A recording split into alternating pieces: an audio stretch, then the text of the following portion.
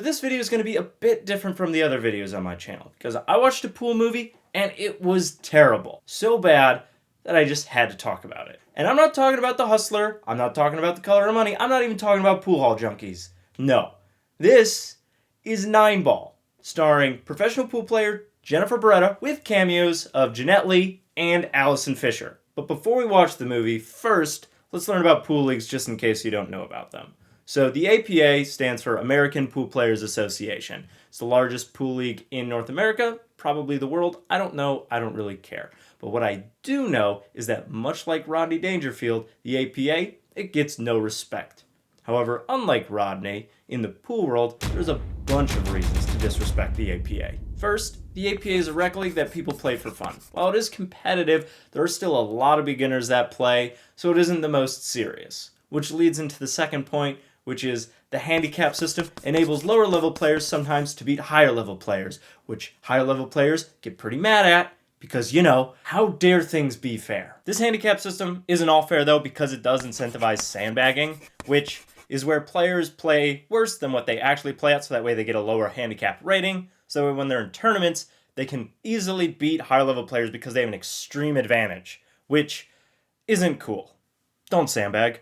There's also this weird recruiting aspect to the APA where pool players will try and recruit anybody that holds a queue to join the league, even though they get nothing out of it, but the APA does get more money. APA pool players are worse than Army recruiters. The APA is basically like you and your friends joined a kickball league after work, but it's also a bit of a pyramid scheme. And the worst sin of all, in 8 Ball, slop counts. I know, disgusting. Now, the reason I bring all this up about the APA is because this movie is filled with APA propaganda. I'm assuming they funded this movie. And this is one more reason to disrespect the APA. They made this movie. Now, quick warning, this video will contain spoilers. So if you want to watch the movie yourself, you can actually find it on YouTube for free, and I put a link to the movie in the description. Now that that warning's out of the way, let's review this movie. We start seeing a pool table, and on the rail there's this fat stack of cash. And some guy interrupts this match because he's mad that the pool hustler slept with his wife. He threatens the pool hustler with a knife, but he gets tapped with a cue, drops the knife, and he waddles away. Then he waddled away, waddle, waddle. We then cut to a little girl named Gail, excited to see her dad coming home from the pool hall, only for him to be attacked and stabbed in the back. Had this coming for a long time. Which I don't think is super lethal. Like, I mean, he could be paralyzed, but he dies almost instantly without losing, like, any blood. Is a lower back stabbing lethal? After some quick research, according to the National Library of Medicine and their paper Penetrating Wounds of the Back and Flank, but more specifically this user's summary of the study, because I didn't want to read the whole thing, the mortality rate of a backstab wound is 1.3%. That guy does not have good luck. We then flash to Gail as an adult having a nightmare about the night her dad died. And this guy comes in the room, you think maybe he's here to help? Nope, he's aggressive right off the bat. Why can't you have nice dreams? This guy's name is Joey, and he's not just mad that Gail woke him up, he's mad the entire movie. It's like if the actor for Joey asked if their character can have an array of emotions, and the director was like, yes, of course. If all of those emotions are mad, be angry in every scene. Imagine somebody stole your ice cream. Just to prove my point, here's Joey being mad in the next scene. Whiskey? Like, what the hell, dude? They continue to argue, which leads to the best line in the movie. I'm getting it from every woman. You're not getting it from any woman, Joey. That's part of your problem. That objectively is a good line. All right, that's one win. That's the only win. That's the only win in the entire movie. Now, Joey and Gail are headed to a bar to hustle somebody. And on the way, Joey says that they need a new signal for when Gail should start winning her pool games. And here's his signal. He's going to light 2 cigarettes and hand one to Gail.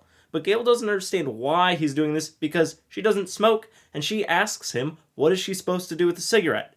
Joey graciously says, What do I care? Figure it out yourself.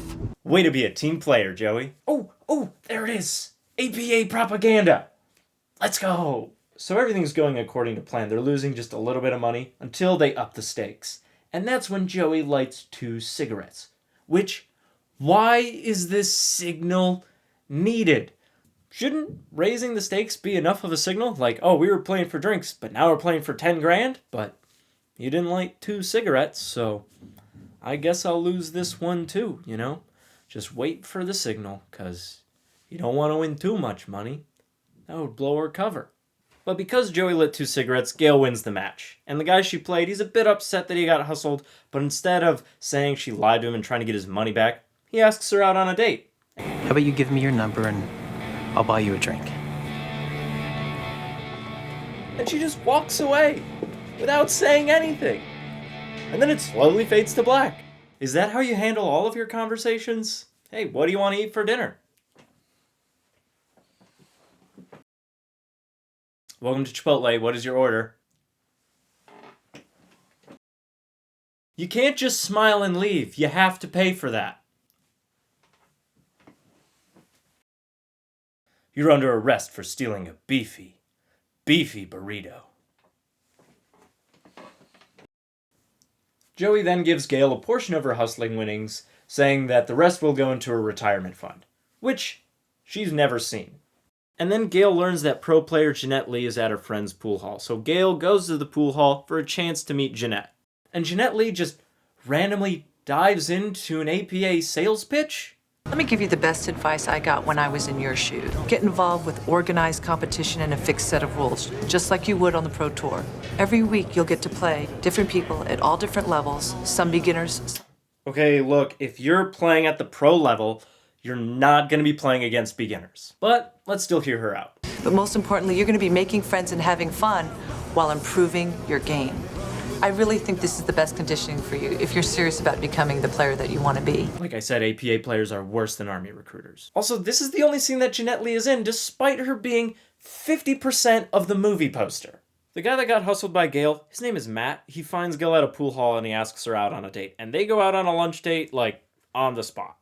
And after an awkward and pointless conversation in the truck, Matt drives away and smoothly drives over this curb. Ooh. And then it fades to my favorite scene in this movie. And I'll tell you when it's time to shoot pool, young lady. I don't care if you have homework. But I'll get in trouble at school if I don't do my homework. I can give you more trouble than that school could ever dish out. Now, your father would agree with me 100%. So stop wasting your time with this crap and get ready to practice. What kind of kid is this? Please, please, let me do my homework. Anything but playing. No, don't make me play. I said you gotta play pool and you gotta have fun. And then he leaves. He doesn't even take her to a pool hall or to a pool table. And that was the entire scene. Ugh, best scene ever. We then cut to Gail crushing it in the APA playoffs with her team. And when she wins, this leads to more, drum roll please, APA propaganda!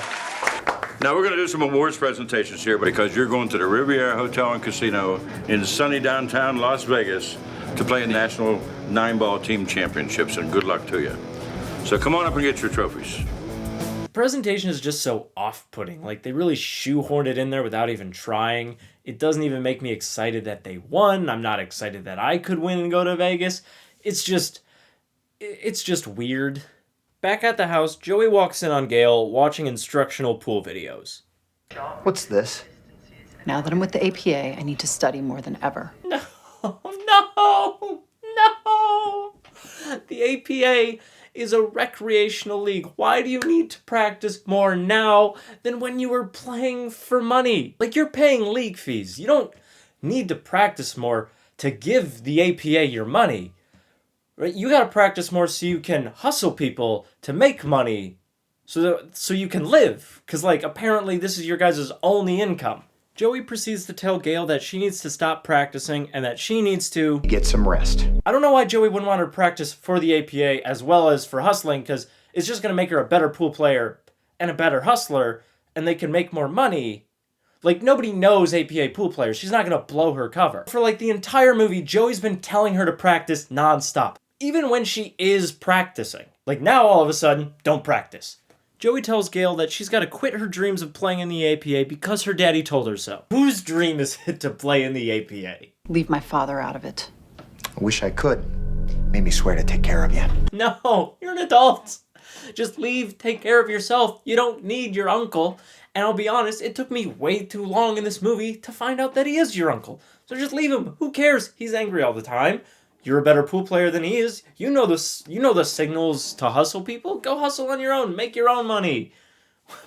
Why do you need him? Just leave. So to resolve this, Gail goes to Matt to complain about how Joey is emotionally abusing her. And to console her, Matt says this. Gail, you're a great pool player. And if you want to become a professional and someday champion, you need to stay focused on your game. This man says everything that a girl wants to hear when she is being emotionally abused. You're a good pool player. When somebody's being abusive towards me, there's only one thing that gets me through those hard times. APA propaganda.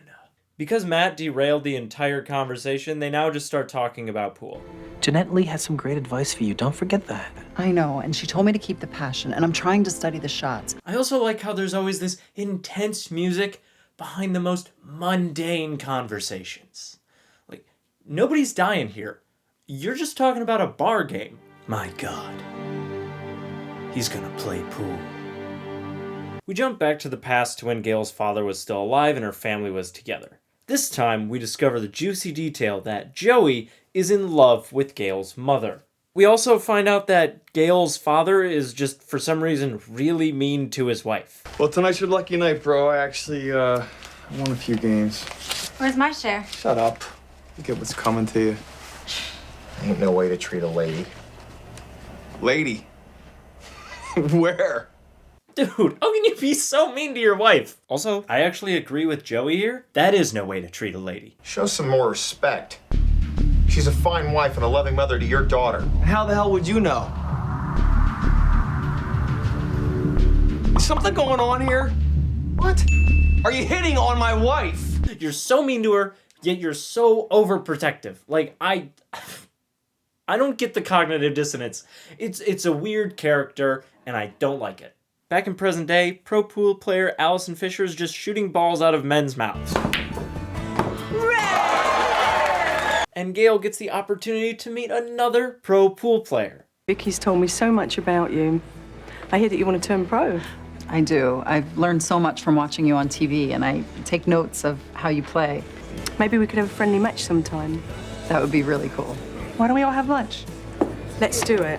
Okay, why did you take away her opportunity to play pool against Allison Fisher? You're like, oh, you like playing pool and you want to learn from a professional? Well, guess what? Now we gotta go have turkey clubs and sip on iced tea. You just chalk blocked her. She could have spent 2 hours getting her ass whipped by Allison Fisher and getting, like, some pro instruction. That's what I want, to get my ass whipped by the Duchess of Doom. Gail finally realizes that she's an adult and she can do what she wants, so she tells Joey she's done hustling and she's going to focus solely on the APA. Because, you know, why make money playing pool when you could be making friends and giving the APA your money? She then gives an inspiring speech about teamwork. A team works together and shares its success. That ain't us. Joey doesn't like her speech, so he pushes Gail to the floor. Gail wakes up in the hospital after being pushed with the absolute biggest black eye I've ever seen. And then Matt comes in, and he says, the most romantic thing I've ever heard. God help me. I want to kill that Joey bastard so much. Oh, I got butterflies. And now there's going to be this huge chase scene and fight to find and arrest Joey, right? Nope, they just arrest him. In the longest scene, and I wanted to show you this scene in full, but I can't because this video would get demonetized and I'd be arrested like Joey, but it is 40 straight seconds with no dialogue. Joey then walks out of a castle. Just kidding, he walks out of jail. What, was he in there for like 2 seconds? Joey actually got bailed out by a local bookie, and they don't talk about anything important in the car, but Joey does get hit in the face, and I like to see it. Now get out my car.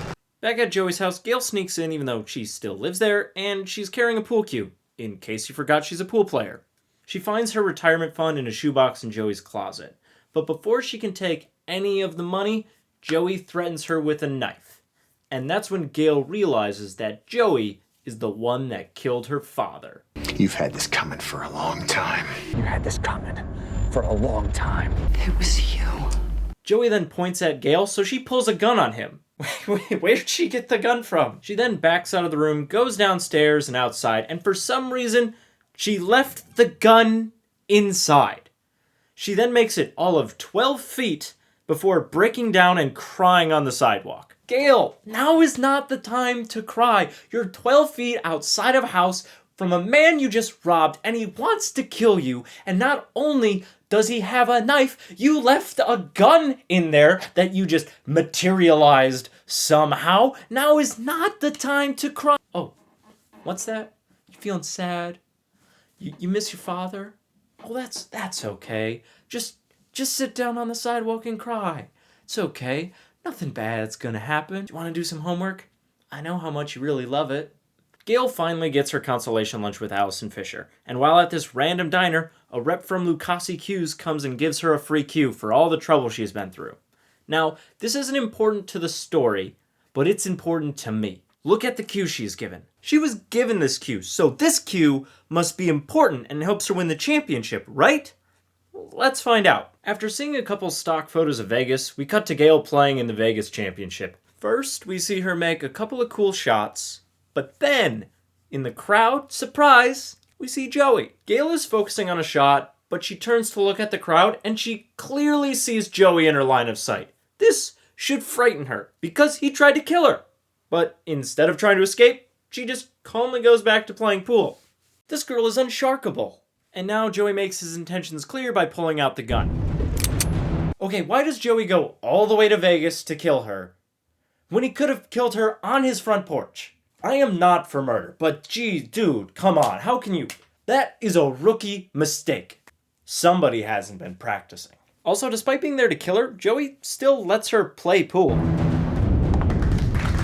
What kind of a shot was that? You're supposedly a really good player and you've studied all the shots, and then you take that shot on like the most important game of your career? Apparently you didn't study outside draw. It's not even that hard to get from the 8 ball back down to the 9 ball in that shot, alright? Let me show you.